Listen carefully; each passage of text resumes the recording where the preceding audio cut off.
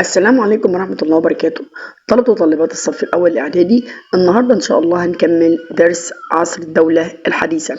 احنا المرة اللي فاتت اتكلمنا عن البداية، خصائص الدولة الحديثة، اتكلمنا عن الملك أحمس وأهم أعماله وإنجازاته، اتكلمنا على تحتمس الأول، الملكة حتشبسوت، تحتمس الثالث. النهاردة هنتكلم عن الملك توت عنخ آمون. أولا توت عنخ آمون تولى العرش خلفا للملك مين؟ كان قبله الملك إخناتون. واحنا ذكرنا قبل كده لما كنا بنتكلم عن خصائص الدولة الحديثة ان اخناتون ده عمل ثورة دينية، وسمى نفسه اصلا اخناتون، وما كانش اسمه اخناتون، كان اسمه امنحتب الرابع. طيب قال لك توت عنخ امون تولى الحكم وكان صغير في السن.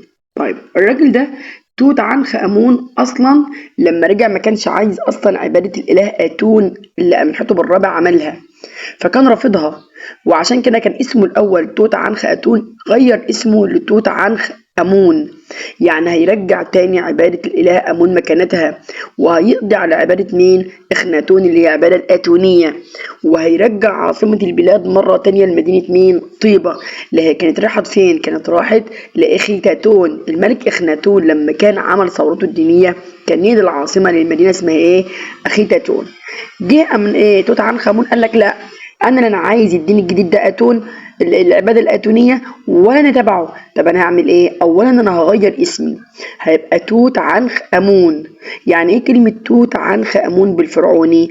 اي الصوره الحيه للاله امون، يعني كانه بيمثل الاله امون على الارض. طيب هيرجع العاصمة زي ما كانت في بداية عصر الدولة في بداية عصر الدولة الحديثة إلى مدينة طيبة مرة تانية. طب وإيه تاني؟ قال لك هيعيد زي ما أنا قلت للإله آمون مكانته، خلاص، وغير اسمه من توت عنخ آتون اللي هي العبادة الآتونية اللي كانت أيام أمنحتب الرابع لتوت عنخ آمون أي الصورة الحية للإله آمون. طيب المعابد اللي أخناتون كان أمر بهدمها زي ما أنا قلت، لأنه كان بيفرض الديانة بتاعته بالقوة على الناس وبيهد المعابد، قام بإصلاح معابد الإله آمون مرة تانية اللي تضررت خلال فترة حكم مين؟ إخناتون. وعمل معابد جديدة وشيدها معابد في جهات مختلفة بمصر وشمال السودان. دي على سؤال، يبقى عمل معابد جديدة في مصر وكمان شمال مين؟ السودان. طيب بنى بعض الإضافات المعمارية باسمه في معبدي الأقصر والكرنك. يبقى قلت لي السؤال، الملك توت عنخ آمون كان ليه هو كمان اهتمام بالدين. ليه؟ لأن أعاد عبادة الإله آمون مكانتها، وغير اسمه من توت عنخ آتون يعني الصورة الحية للإله آتون للصورة الحية للإله آمون، وأعاد عاصمة البلاد لمدينة مين؟ طيبة، وأمر بإصلاح المعابد اللي تم هدمها في عهد مين؟ إخناتون، وأمر بإصلاح المعابد وشيد معابد له جديدة في جهات متفرقة من مصر وشمال السودان، وبنى بعض الإضافات، زود بعض الإضافات في معبدي الأقصر والكرنك. طب تعال نشوف السؤال اللي بعده ما تفسر. ليه الملك توت عنخ آمون ده أصلا مشهور شهرة عالمية؟ قال لك الملك ده في عام 1922 عثروا ليه على مقبرة. المقبرة ده أصلا التابوت بتاعه أصلا معمول من من الذهب، القناع بتاعه أصلا بيسحر العقول. لما الدول المتقدمة والناس والسياح لما بيجوا يزوروا المقبرة دي يعني بيبقوا في قمة في قمة الابتهاج والروعة من المناظر الجميلة اللي بيشوفوها في المقبرة. يبقى لما اجي اقول لك سؤالي شهرة الملك توت عنخ آمون بالرغم من انه ميت صغير الا ان له شهرة عالمية بسبب اكتشاف مقبرته عام 1922 موجودة فين؟ في وادي الملوك في البر الغربي بالأقصر. تاني كده، مقبرة توت عنخ آمون موجودة في وادي الملوك في البر الغربي بالأقصر. طب فيها ايه المقبرة دي؟ قال لي حيث احتوت على كنوز أثرية لا مثيل لها تعبر عن تقدم الفنون في مصر القديم. يبقى تاني السؤال بقول لك بما تفسر شهرة الملك توت عنخ آمون. هقول له بسبب اكتشاف مقبرته عام 1922. المقبرة دي وجدوها فين؟ في وادي الملوك في البر الغربي في البر الغربي بالأقصر، حيث احتوت على كنوز. الكنوز دي بأثرية لا مثيل لها بتعبر على روعة الفن المصري القديم. ده الملك مين؟ الملك توت عنخ آمون. هنروح للملك التاني اللي هو الملك مين؟ رمسيس بقى الثاني. الملك رمسيس ده بقى اقول الراجل ده شخصية شخصية جامدة جدا. ليه؟ الراجل ده كان ليه في الحرب وليه في السياسة. طب ما هو زي مين؟ كان حرب وسلام. حرب وسلام. ازاي؟ اولا الراجل ده سمي عصره بعصر الامبراطوريه الثانيه. هي الامبراطوريه الاولى كانت في عهد مين لو انتوا فاكرين؟ في عهد مين؟ تحتمس الثالث. يبقى الامبراطوريه الاولى في عهد تحتمس الثالث، الامبراطوريه الثانيه في عهد مين؟ رمسيس الثاني. هتقول لي بما تفسر كفايه اهو.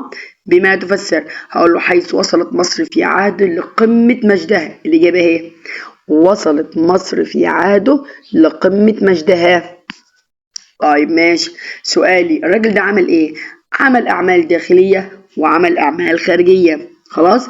الراجل ده أعاد ما بدأه والده الملك سيتي الأول. خلي بالكم محدش يقول إن هيجي هنا توت عنخ آمون هيبقى يجي وراه ابن رمسيس الثاني. لا، احنا بنجيب أشهر الملوك اللي عملوا أعمال.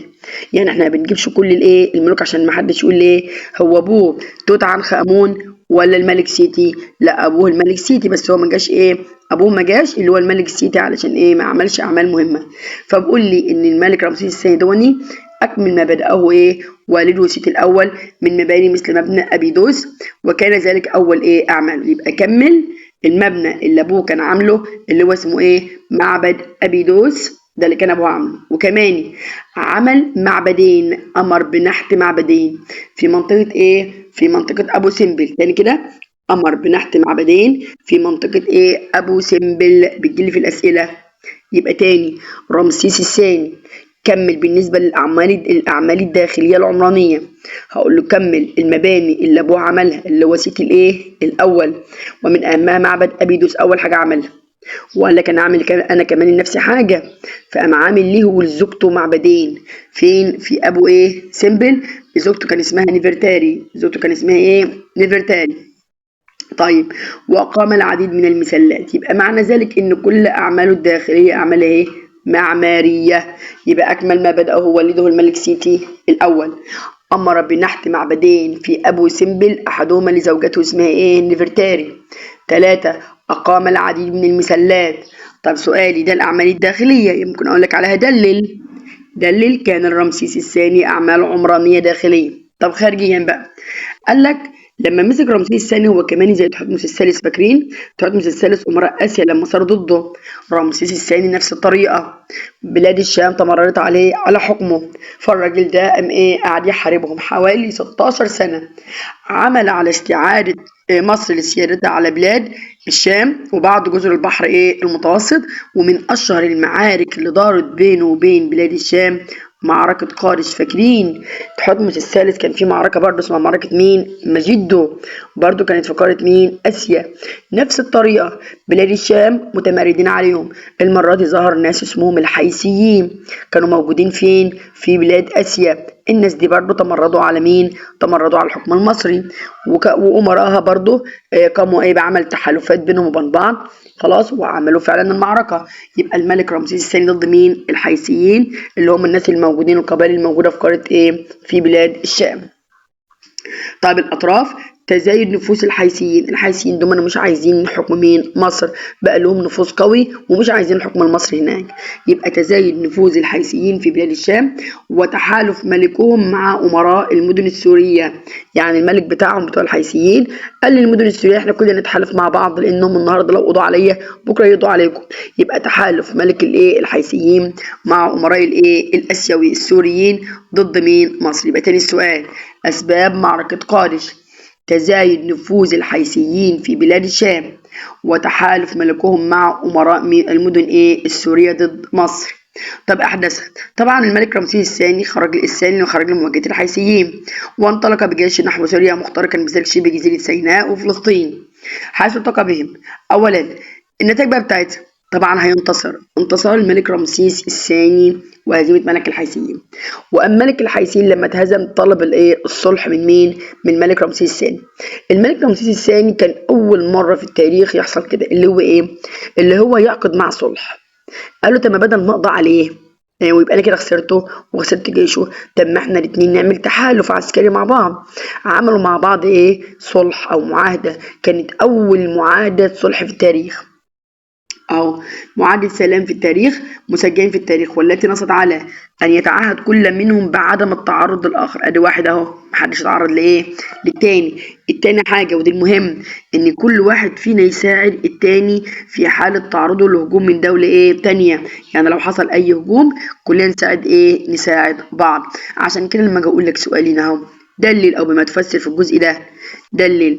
كان الملك رمسيس الثاني رجل حرب وسلام. حرب حيث أنه حارب الحيثيين في معركة، أجمع بقى كلام من فوق من هنا، حيث أنه حارب الحيثيين في معركة إيه؟ قادش، وانتصر عليهم وعمل معهم أقدم معاهدة سلام في إيه؟ في التاريخ. تاني أنا قلت هكتب سؤال إيه؟ دلل أو بما تفسر. الملك رمسيس الثاني رجل حرب وسلام، شبيه بالسادات. السادات كان كده رجل حرب وإيه؟ وسلام. حرب إزاي؟ أقول له إنه حارب الحيثيين في معركة قادش وانتصر عليهم، خلاص، وعقد معاهم أقدم معاهدة سلام في التاريخ. خلاص. طب لما أجي أقول لك سؤالي، ما النتائج المترتبة على معاهدة السلام دي؟ هقول تعهد كل منهما بعدم الاعتداء على الآخر. 2 مساعدة كل منهما للآخر في حالة تعرضه لإيه؟ لهجوم. يبقى كده فعلا الراجل انتصر وعمل اللي هو عايز، يبقى راجل حرب وإيه؟ وسلام. يبقى أنا اتكلمت في عهد بقول رمسيس الثاني أعمال داخلية اللي هي العمران، وأعمال خارجية اللي هي الإيه؟ المعارك اللي خاضها. طيب تعال نكمل هنا، تعال نشوف الملك رمسيس الثالث، وده آخر الملوك. الملك رمسيس الثالث أهم أعماله يعد المؤسس الحقيقي للأسرة ال20. خلي بالك، هي الدولة الحديثة بادئة من أسرة إيه؟ من ال18 وال19 وال20. هو بقى رمسيس الثالث ده هو مؤسس الأسرة ال20. الراجل ده له أعمال مهمة جدا. هقول لك لأنه حافظ على استقلال مصر. تقول لي ازاي حافظ على استقلال مصر؟ هقول لك ده كان هاجم عليها ناس كتير، اللي هم مين يعني؟ هقول لك هزم شعوب البحر المتوسط لما حاولت تستولى على مصر من الشمال، يبقى ده الشمال. طيب الليبيين من جنبنا كل شويه تصدى الليبيين الذين هاجموا حدود مصر الغربيه، يبقى هو كده حافظ على استقلال ايه؟ مصر.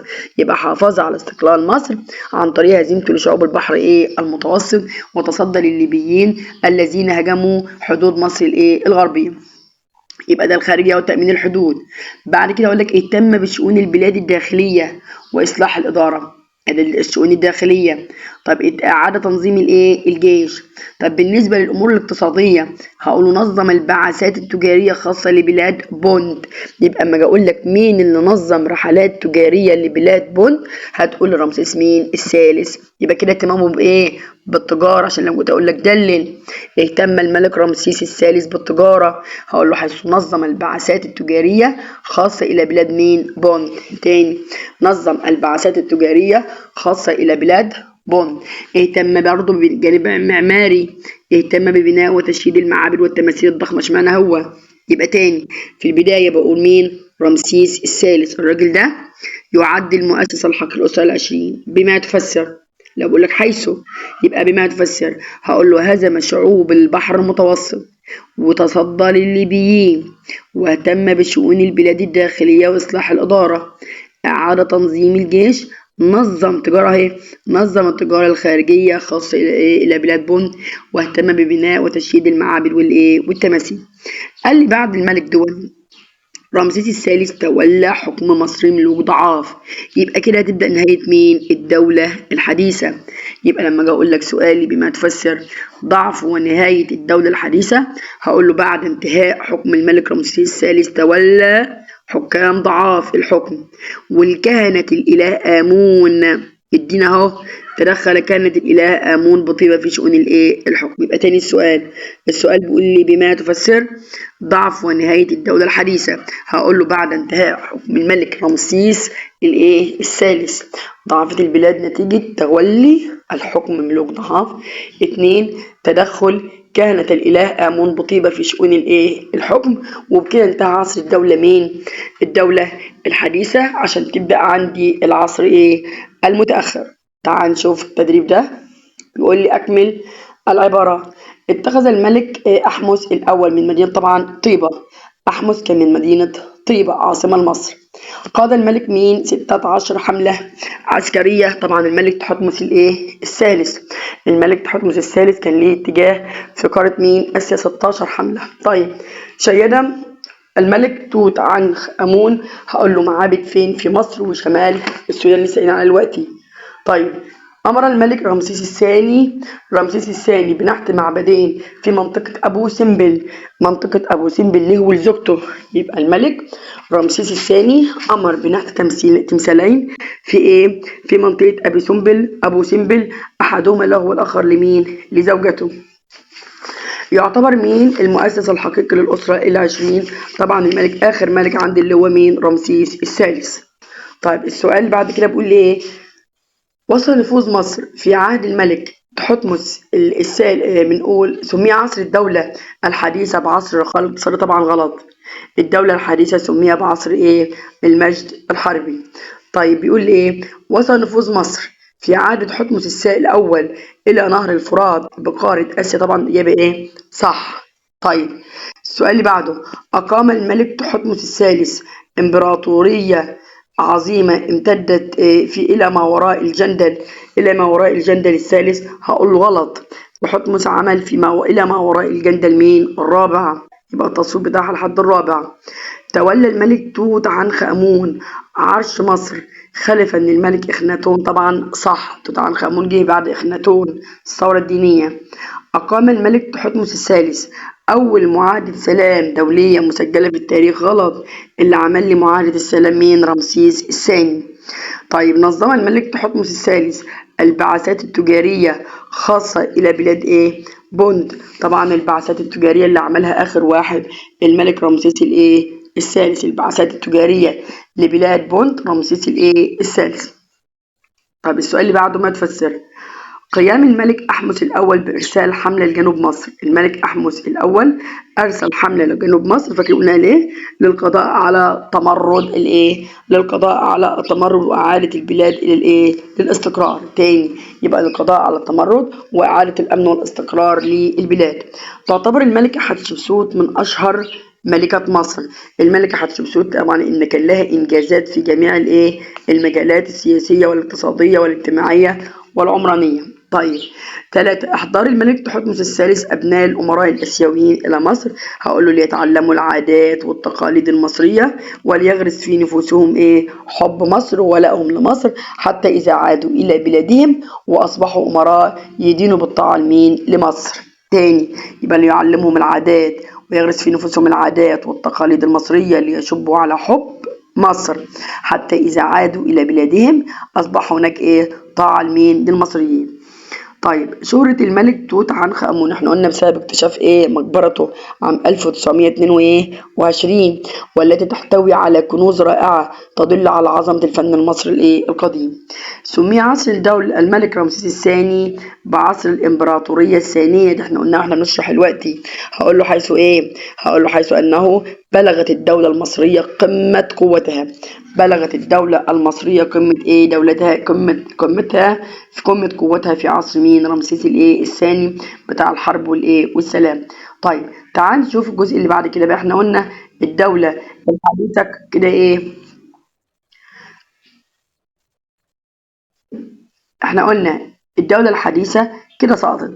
هيبدأ عند عصر جديد اسمه العصر المتأخر. هناخد درس جديد اسمه العصر المتأخر أو جزئية جديدة في نفس الدرس اسمها العصر المتأخر. طب سؤالي، مش احنا قلنا في أول الدرس الدولة الحديثة بادئة من الأسرة 18 وال19 وال20 3 أسر صح؟ طيب هتخلص مع ال20 من ال21 لل30 ده اسمه العصر المتأخر. تاني كده من 21 ل30 اسمه العصر المتأخر. العصر المتأخر ده زيه زي عصر الإضمحلال. مش احنا لما كنا بنتكلم على أي عصر إضمحلال بنقول إن البلاد عانت فيه من الفوضى والاضطرابات بسبب ضعف الملوك وممكن كانت بتتعرض لغزوات لهجمات خارجية. ده برضو نفس الطريقة. يبقى العصر المتأخر ده عصر ضعف وانهيار. طيب تعال نشوف عندي العصر المتأخر ساد البلاد في حالة من الضعف. احنا قلنا الكلام ده. طيب الضعف ده أدى إلى يعني من النتائج مترتبة على سيادة الضعف بعد سقوط الدولة الحديثة. هقول له تعرض البلاد للأطماع الخارجية.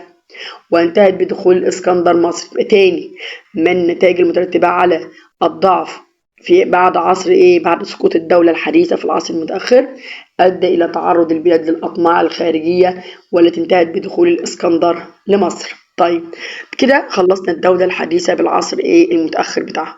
تعال نشوف الجزء الأخير من الدرس اللي بيتكلم عن علاقة مصر بأفريقيا في عصر الدولة الحديثة. عايزين نعرف مصر علاقتها بأفريقيا أولا، زاد النشاط التجاري بين مصر وأفريقيا. ليه؟ لأن ما احنا قلنا إن مصر أصبحت إمبراطورية كبيرة، أكيد في خير كتير، يبقى في علاقات تجارية قوية جدا بين مصر وأفريقيا. يبقى السؤال أهو بيقول لي بما تفسر، هقول له بسبب اتساع الإمبراطورية المصرية في عصر الدولة الحديثة. تاني يبقى أقول له بسبب اتساع الإمبراطورية المصرية في عصر الدولة الحديثة. ده أول حاجة. قال لي من أشهر الرحلات التجارية اللي كانت موجودة بين مصر وأفريقيا في عصر الدولة الحديثة الملكة حتشبسوت. الملكة حتشبسوت دي أرسلت بعثة تجارية لبلاد بونت، جلبت فيها البخور والعطور والأحجار الكريمة. طيب وصورت الرحلة دي يعني على جدران معبد، هيجيلك في الأسئلة اسمه معبد الدير البحري أهو. يبقى اما اجي اقول لك قامت الملكة حتشبسوت خلاص بتصوير رحلتها التجارية لبلاد بون على جدران معبدها بالدليل البحري، دليل على اهتمامها بالتجارة. ما بقول لك دلل اهتمت الملكة حتشبسوت بالتجارة حيث قامت بإرسال بعثة إلى بلاد إلى بلاد بونت، وتم تسجيلها على جدران معبدها بالدير البحري غرب الأقصر. طيب وجد في المناطق اللي ارتبطت مع مصر بعلاقات سياسية وتجارية، المناطق اللي كانت مصر بتحكمها سياسيا وكان لنا علاقات تجارية فيها، وجدنا بعض مظاهر التأثر بالحضارة المصرية، حيث أولا انتشرت بعض الطقوس الدينية والعبادات المصرية. أنا تواصل أهو، يعني لما أجي أقول لك أهو اتصال حضاري، لما أجي أقول لك دلل كان هناك تواصل حضاري بين مصر وأفريقيا، هقول له حيث انتشرت هناك بعض الطقوس والعبادات المصرية. بنيت بعض المعابد والأعمدة على الطراز المصري، بنيت بعض الأعمدة والمعابد على الطراز المصري.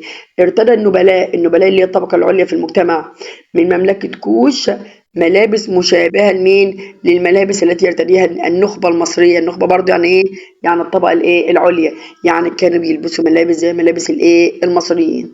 يبقى ده اسمه تواصل حضاري، عادات، تقاليد، طقوس، عبادات. يبقى لما اكتب على التتر هم دلل كان هناك تواصل حضاري بين مصر بين مصر وأفريقيا، تواصل حضاري مش تجاري، ده تواصل تجاري.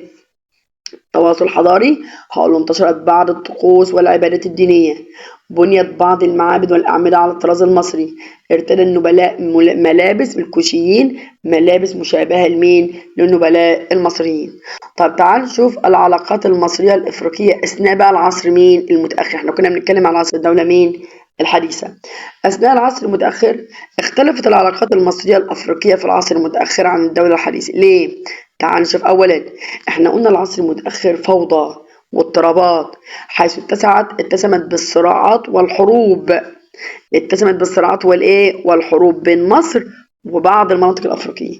ليه؟ لأن الملك كان ضعيف وملهوش سلطة وما فكرش في أصلا في تكوين إمبراطوريات والحفاظ على حدود الكلام ده. يبقى تاني اتسمت العلاقة بين مصر وشعوب أفريقيا في العصر المتأخر بوجود صراعات وحروب بين مصر وبعض المناطق الأفريقية. طب دلل، هقول له دليل أهو.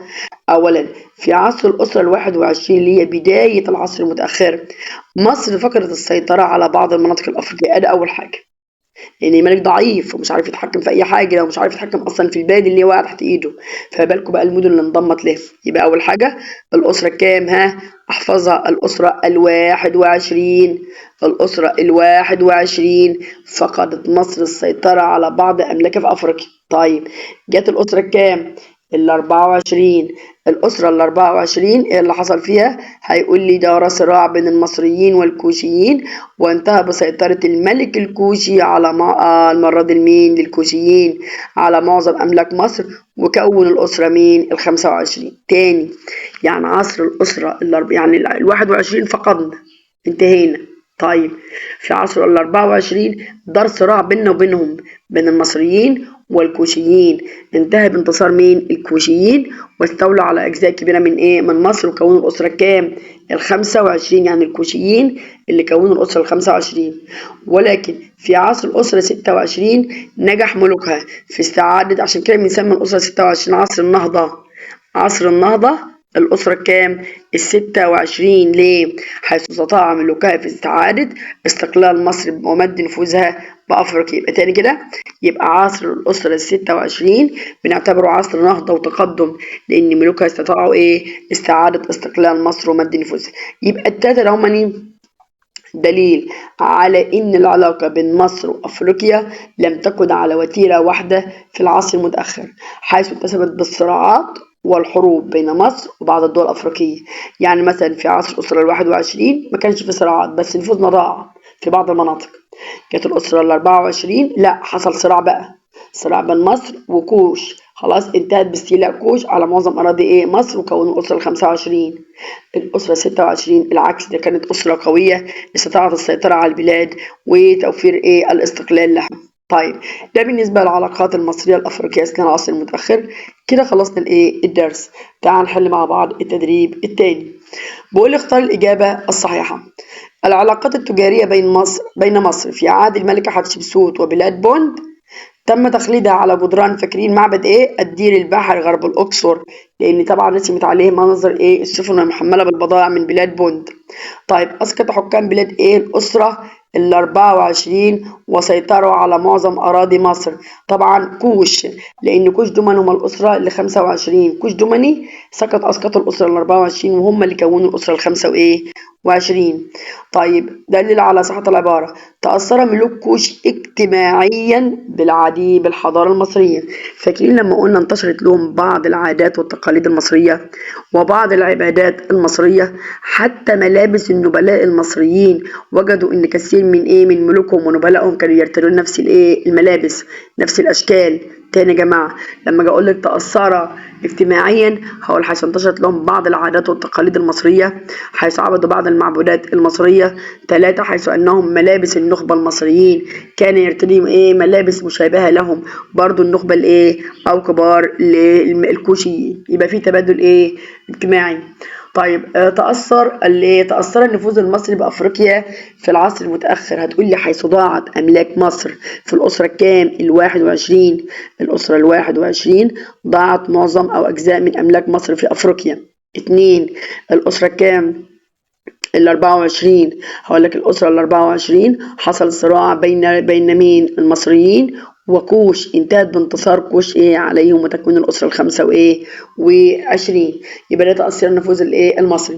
كانت الأسرة السادسة والعشرين نقطة ضوء، زي ما لسه قايلها من شوية، نقطة ضوء، نقطة تحول، حيث استطاع ملوكها توحيد البلاد والسيطرة عليها ومد نفوذهم إلى أفريقيا. توحيد البلاد والسيطرة عليها ومد نفوذهم إلى أفريقيا. السؤال اللي بعده بيقول لي ما النتائج المترتبة على اتساع الإمبراطورية المصرية في عصر الدولة الحديثة؟ كان سؤال عكسي ما تفسح احنا قلنا من شوية، لما قلت لك ازداد النشاط التجاري مع قارة أفريقيا قلت بسبب اتساع الإمبراطورية المصرية. طب أنا هغير السؤال وأقول لك ما النتائج المترتبة على اتساع الإمبراطورية المصرية في عصر الدولة الحديثة؟ هتقول لي أدى لزيادة النشاط التجاري مع أفريقيا. طيب سيادة الضعف وعدم الاستقرار بمصر في العصر المتأخر، لسه قايلين من شوية الضعف وعدم الاستقرار أدى إلى تعرضها للغزو الخارجي اللي انتهى باحتلال الإسكندر لمصر. تاني، تعرضها للغزو الخارجي اللي انتهى باحتلال الإسكندر لمصر. طبعا غزو الإسكندر الأكبر لمصر ده أدى إلى هقول له أدى إلى نهاية الدولة الفرعونية في مصر. ما عادش حاجة اسمها دولة فرعونية في مصر، بدأ دولة جديدة، الدولة اليونانية. تاني، يبقى غزو الإسكندر لمصر هقول له قضى على على العصر الفرعوني وحالة الفوضى اللي كانت موجودة في البلاد. وبكده خلصنا أسئلة بنقول شرح الدرس اللي هو الثالث اللي هو عصر الدولة الحديثة. هنحل مع بعض دلوقتي أسئلة الدرس الثالث الدولة الحديثة مع بعض إن شاء الله في المرة الجاية في الفيديو الجاي. والسلام عليكم ورحمة الله وبركاته.